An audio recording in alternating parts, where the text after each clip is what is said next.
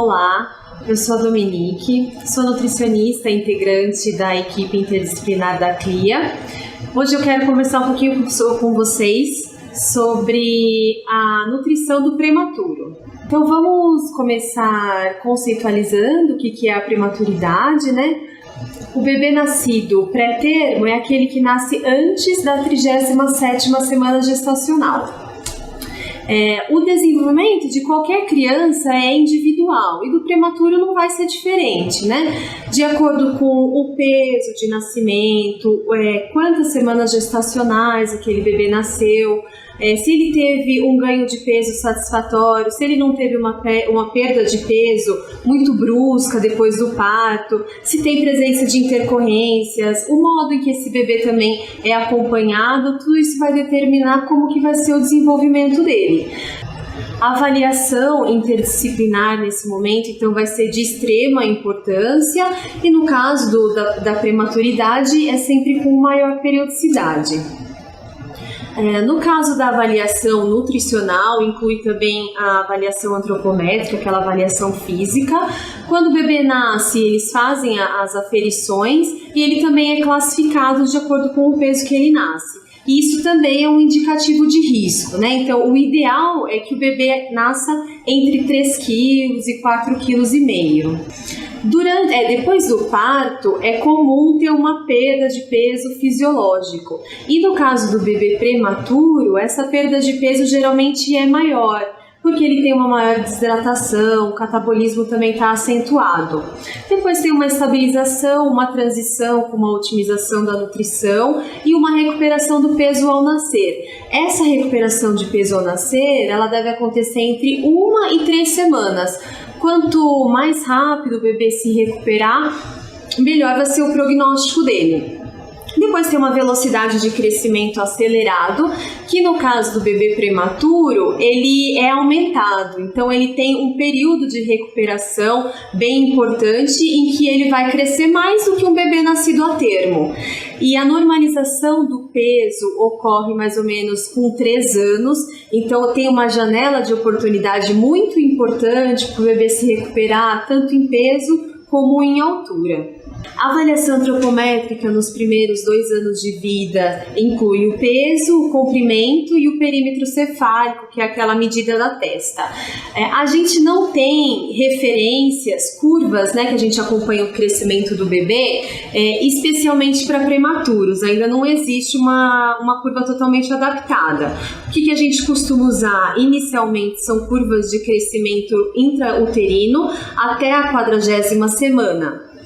Que seria quando o bebê nasceria a termo, né? Então, por exemplo, se o bebê nasceu de 36 semanas, a gente vai utilizar essa curva por 4 semanas. E aí depois a gente já passa para a curva da OMS, né, da Organização Mundial da Saúde, que é a mais utilizada. E a gente utiliza essa curva até os 3 anos com uma idade corrigida. Ou seja, a gente desconta da idade do bebê o período que falta para as 40ª semanas. Então, novamente, se ele nasceu de 36 semanas e ele tem 1 ano, eu vou contar como se ele tivesse 11 meses. Bom, a avaliação bioquímica que o nutricionista também acompanha, tem aqui alguns, né, que eu coloquei para você que a gente vê mais na prática. A albumina sérica e a pré-albumina são exames mais comuns que o pediatra sempre acompanha também. A transferrina, a proteína carreadora de retinol, que vai indicar os níveis de vitamina A, que é bem importante para o prematuro. E o hemograma completo são exames mais simples que o pediatra mesmo faz o acompanhamento. Tem alguns outros exames de nutrientes ou que indicam os níveis de nutrientes dentro do nosso corpo que também é interessante avaliar. Porque durante o último trimestre da gestação ocorre uma grande reserva de nutrientes, até por essa questão do bebê perder um pouquinho de peso ou ter um pouquinho de dificuldade nos primeiros dias de aleitamento. Então tem uma grande reserva de nutrientes. Se o bebê ele nasceu prematuro, pode ser que essa reserva não tenha sido tão completa. E aí os principais nutrientes, né, o zinco, o ferro, o ácido fólico, a vitamina E, o cálcio e o fósforo, eles devem ser avaliados para garantir um desenvolvimento adequado para a criança. No caso do bebê prematuro extremo, né, que nasceu antes, por exemplo, da 32ª semana, ou que tem menos de 1,5 kg, ou que nasceu com alguma complicação de saúde, ele pode ser que haja necessidade de, no primeiro momento, ele ser alimentado com uma nutrição enteral ou uma nutrição parenteral, e aí, nesse caso, ele vai ser acompanhado pela equipe médica do hospital. É interessante a gente frisar que o leite materno ele deve ser sempre priorizado. Então, por exemplo, na nutrição enteral, sempre estimular que também seja dado leite materno, né? Que a mãe ordene e que seja dado leite materno via sonda, para garantir não só o aporte nutricional, mas como as imunoglobulinas e todo o conteúdo especial que o leite materno tem. E aí também, quando for iniciada a nutrição oral, a alimentação oral, também sempre incentivar que seja prioritário o aleitamento materno. Bom, então vamos falar um pouquinho sobre o aleitamento materno. O aleitamento ele é um processo que envolve uma interação entre mãe e filho. Isso vai ter percussão no estado nutricional da criança, porque é um alimento completo, na habilidade de se defender devido ao conteúdo de imunoglobulinas e no desenvolvimento fisiológico, cognitivo e emocional da criança como um todo. Também vai ter implicações na saúde física e psíquica da mãe. Então, falando um pouco sobre a composição realmente do leite materno, a gente vê que ela é especial para o desenvolvimento de um ser humano, né? Então, ela tem fatores de crescimento numa quantidade adequada, diferente do leite animal. O leite de vaca ele vai ter os fatores de crescimento para o crescimento de um bezerro. Então, é muito maior, tem o GF1 que vai proporcionar um crescimento diferente do que é interessante para uma criança. A quantidade de proteína do leite materno, ela também vai estar numa quantidade ideal. A digestibilidade da proteína do leite materno é mais facilitada, isso é muito importante, que a proteína ela seja bem digerida. E ao contrário, né, do leite animal, que ele vai estar em excesso a quantidade de proteína, e a digestibilidade do leite de vaca é muito difícil, principalmente para uma criança e ainda prematura.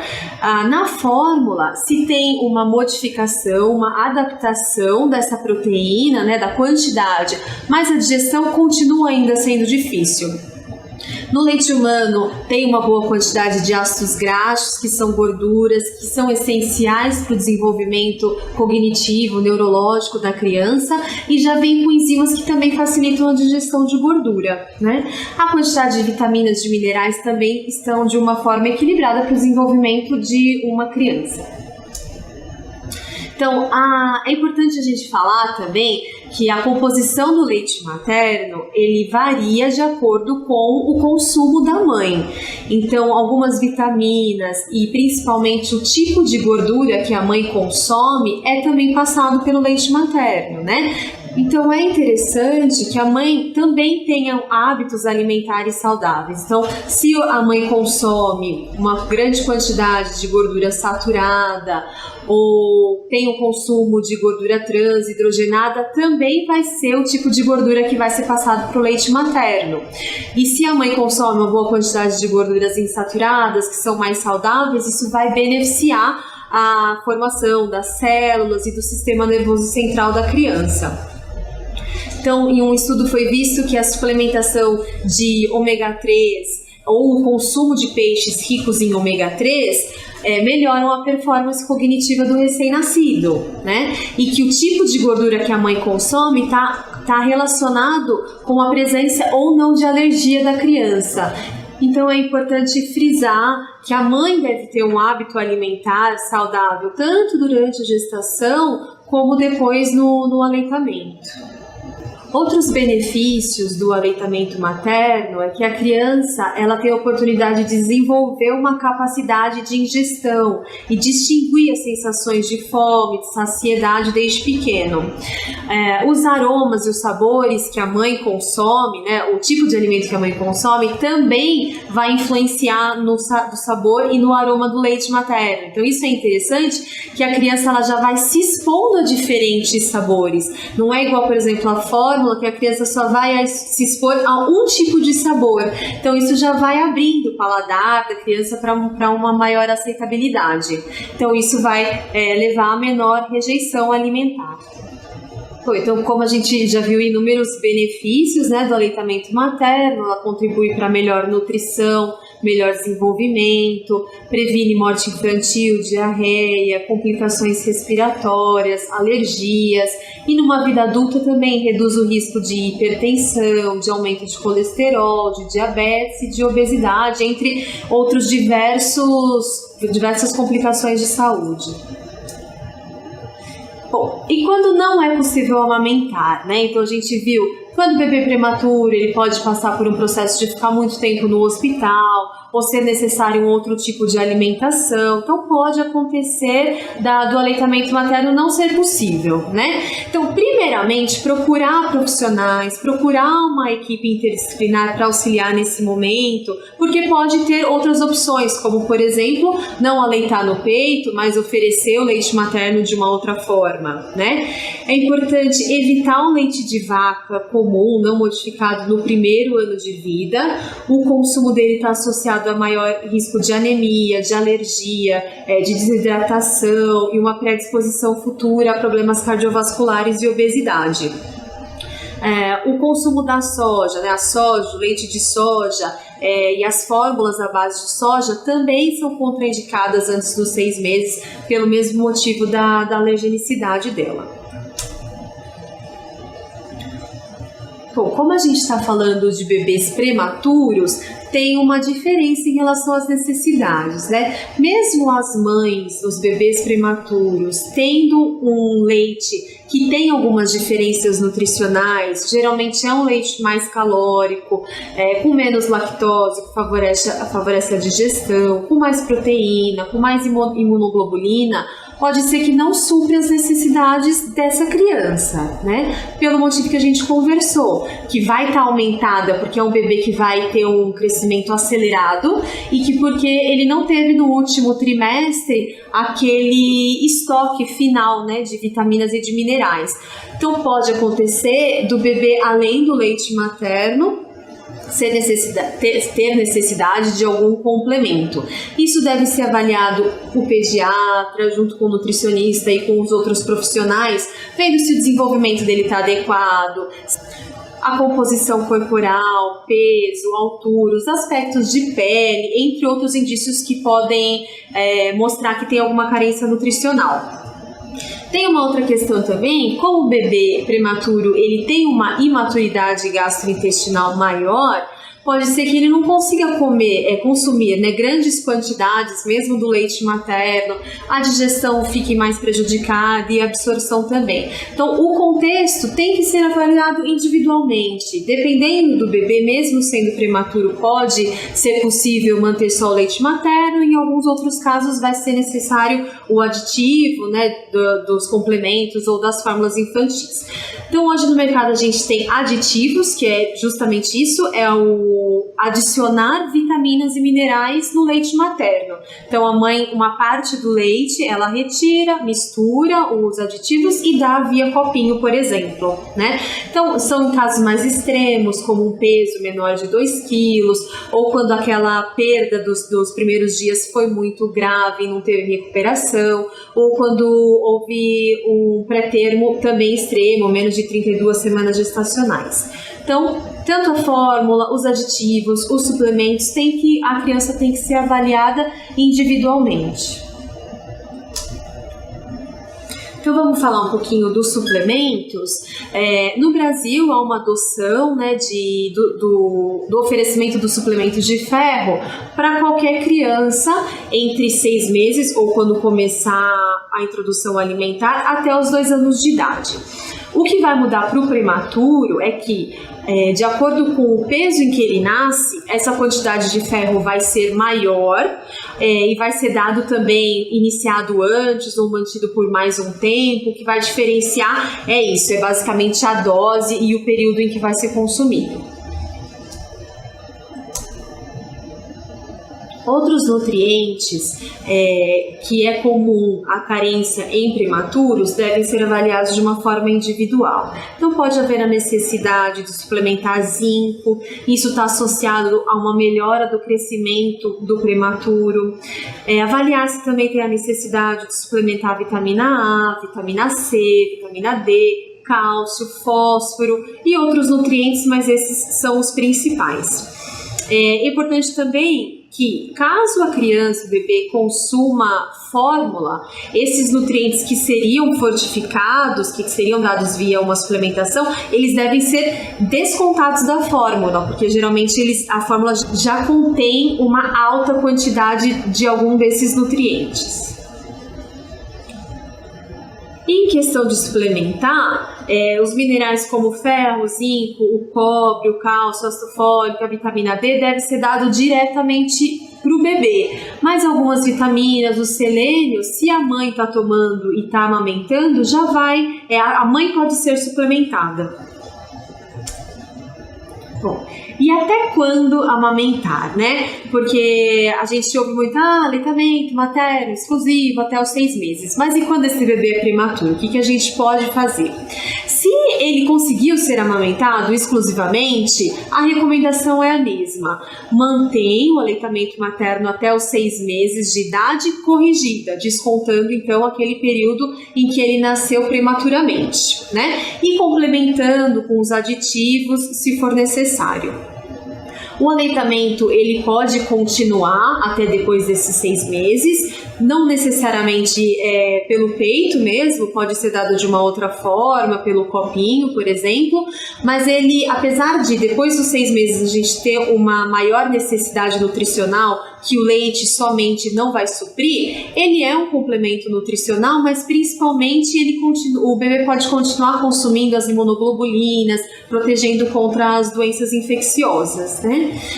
E no caso em que não houve a possibilidade de amamentar, né? Que o bebê que teve que começar com uma fórmula, o que a gente pode fazer? Avaliar se esse bebê está pronto para receber a alimentação, começar a introdução alimentar a partir dos 4 meses. Então ele pode começar antes dos 6 meses se ele só tiver com a fórmula, por exemplo, mas ele tem que estar preparado. E aí, como é que é feita essa avaliação? Pensa com bebês de 6 meses, né? Como é que funciona? Meu bebê fez 6 meses, no outro dia eu já vou começar a introdução alimentar? Nem sempre, né? Às vezes o bebê vai começar um pouquinho depois, dependendo do desenvolvimento dele. Pode ser que com 5 meses e meio ele já esteja pronto, já demonstre uma curiosidade. Então a gente tem que levar em consideração a maturidade fisiológica e neuromuscular daquela criança. Até os 4 meses, ele tem ainda um reflexo de protusão, ele não senta sem um apoio, ele não tem controle da cabeça e do pescoço, então não é indicado iniciar a introdução alimentar, oferecer os alimentos para essa criança. A partir do 6º mês, ele já tem os reflexos de deglutição desenvolvido, ele já sustenta a cabeça, então isso já mostra que a criança ela está pronta para a introdução alimentar. E a avaliação interdisciplinar com o fisioterapeuta vai conseguir direcionar bem os pais em relação a isso. Quando a introdução alimentar ela é precoce, né, não respeita essa maturidade, ele está associado ao maior risco de alergias e um excesso de peso na infância, por volta de 2 a 4 anos. E como que a gente faz essa introdução alimentar? A Organização Mundial da Saúde, ela frisa que a introdução, ela deve ser uma prática alimentar responsiva. O que isso quer dizer? Que o adulto, ele é um mediador e não um controlador. Então, ele deve ter um envolvimento emocional, ele deve estar sensível às percepções de respeitar o sinal de fome, de saciedade, de recusa daquela criança, né? Isso quer dizer que não pode ser uma alimentação imposta, né? O adulto, ele não pode controlar a situação. Hoje em dia se fala muito também da introdução alimentar via BLW, que é uma forma em que a introdução ocorre guiada pelo bebê. Então, apresenta-se os alimentos na forma in natura, mais ou menos do tamanho da palma da mão da criança, cozidos separadamente, e a criança escolhe o que ela quer comer, leva a boca, sente o cheiro. Isso proporciona uma maior exploração do alimento, uma relação mais saudável com o alimento, e também favorece os mecanismos de saciedade. E o bebê também, ele participa mais do social, do que é o comer junto com a família. E a gente sabe que não é para todos os pais e nem para todas as crianças o BLW, mas o que a gente pode fazer é uma combinação dessa alimentação responsiva que não é imposta, não é controlada, junto com uma apresentação de uma forma mais in natura dos alimentos. Então, por exemplo, no dia a dia, a criança ela pode consumir daquela forma mais convencional, que a gente vai falar um pouquinho mais pra frente, mas em uma refeição no dia ou no final de semana é o momento da criança explorar mais os alimentos e fazer como se fosse o BLW em alguns momentos do dia ou da semana. Isso é bem interessante para essa questão de conhecimento, de exploração do ambiente e do alimento. Então, a introdução alimentar ela deve ser de uma forma lenta e gradual, inicialmente complementada pelo leite materno ou pela fórmula, né, em questão. Como que a gente faz? É introduzido um alimento novo a cada 2 dias, repetindo por 3 dias seguidos para se avaliar se não tem nenhuma intolerância ou uma alergia. Então, no primeiro dia é oferecido uma quantidade bem pequena do alimento. Se não teve nenhuma reação, no outro dia um pouquinho mais. No terceiro dia ainda oferece o mesmo alimento, aumentando gradualmente a quantidade, já pode inserir um outro alimento novo, né? E sempre observando a reação da criança, se não piora, por exemplo, uma urticária, uma assadura, e vai anotando e vendo como que essa criança está reagindo à introdução alimentar. Os alimentos eles devem então ser oferecidos separadamente para que o bebê tenha a oportunidade de identificar a cor, o sabor. Ele nunca vai ser batido ou triturado, a não ser que a criança tenha uma necessidade especial em relação à textura. Então ele vai ser cozido, muito bem cozido, e amassado com o garfo e apresentado no pratinho separadamente, cada alimento. Então, a introdução alimentar ela pode acontecer primeiro pelas frutas ou pela papa salgada. Quando a gente fala do suco, né, começar pelo suco, lembrando que não é meio copinho de suco, é umas 2 colheres de suco para a criança começar a se familiarizar com outro sabor, mas com uma textura parecida, líquida, e depois ir evoluindo para algum legume amassado, por exemplo. E até chegar aos 12 meses, a 1 ano, com uma alimentação bem semelhante à da família mesmo. Durante a introdução alimentar, a gente vai priorizar os alimentos de baixa alergenicidade. Então, a gente vai começar com aqueles alimentos que não se conhece alergia, que não se tem muita alergia, nem nenhum composto que geralmente gere uma alergia, e depois ir evoluindo e apresentando novos alimentos para o bebê. Essa introdução ela deve ser acompanhada com um nutricionista para realmente explicar para os pais o que são alimentos alergênicos e por qual daqueles alimentos começar dentro do contexto da família, do histórico alérgico, por exemplo, dos pais, dos outros familiares. É importante ressaltar dentro dos alimentos alergênicos que os leites, ovos e mel somente após 1 ano, o peixe depois de 1 ano, 1 ano e meio, frutos do mar só depois de 2 anos, e as castanhas, as sementes, as nozes, o cacau, o chocolate também só após 2 anos, porque são alimentos que possuem uma relação alérgica alta. Então, a introdução alimentar é um momento para estabelecer, oferecer opções saudáveis para o bebê e aproveitar o momento, que é um momento que geralmente os pais curtem muito, esperam, mas também não criar muita expectativa em relação à aceitabilidade do bebê, porque varia muito de criança para criança. deve-se evitar, claro, os alimentos com alta concentração de açúcar, com alta concentração de sal, porque naturalmente são alimentos que o paladar humano aprecia, né? Então, se a criança ela for exposta a muito desses alimentos, ela vai gerar uma maior rejeição por alimentos naturais.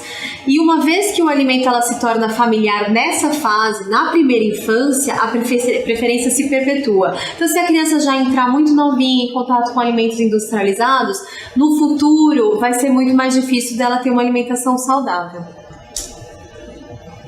Então, a alimentação saudável ela deve respeitar a acessibilidade da família, deve ter uma variedade da cor, da harmonia, ser feito de uma forma segura, respeitar o que a gente chama, né, da alimentação saudável, equilibrada, com todos os grupos alimentares, respeitar o hábito também da família. Às vezes tem uma família que exclui algum tipo de alimento, uma carne, por exemplo.